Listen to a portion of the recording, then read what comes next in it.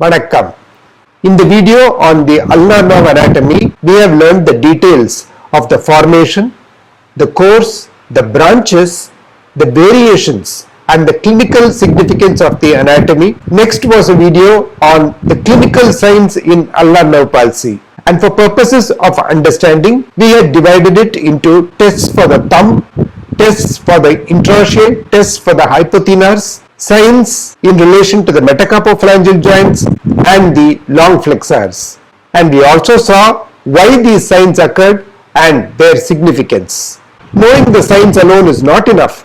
So there was another video that showed the clinical examination of the patient with ulnar nerve palsy, and this showed the different causes, the history and the complete clinical examination, including the inspection, palpation, motor examination and sensory examination. We also saw a consolidated picture on how to localize the lesion in a patient with an ulnar nerve palsy. To aid in the process of examination, the investigations required for a patient with an ulnar nerve palsy were discussed in another video. After examining thoroughly a patient with an ulnar nerve palsy, 4 questions would arise in our mind. Should we operate? If we should operate, what should we do? And when should it be done? And finally, is surgery alone enough? And that's not all. We'll get even more questions. If it is a patient with a compressive neuropathy of the ulnar nerve, it becomes a little more complicated. And if there is a Martin-Gruber anastomosis, it becomes even more so.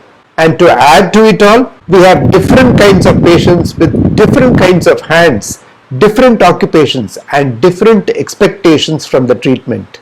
So the crucial thing is taking a decision about the management considering all the above factors. This process of decision making is quite important as it is going to test our entire competence. To understand it well and make the process of decision making scientific and simple, we shall learn about it steadily but surely, and we shall do so in a 5-part video series.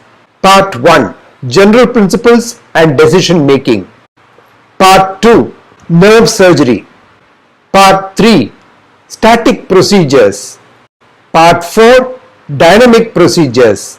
And Part 5, Pearls and Pitfalls in Surgical Management. And at the end of following up of the series very carefully, we will be able to make a clear decision about the what, the when and the how of management of a patient with an ulnar nerve palsy.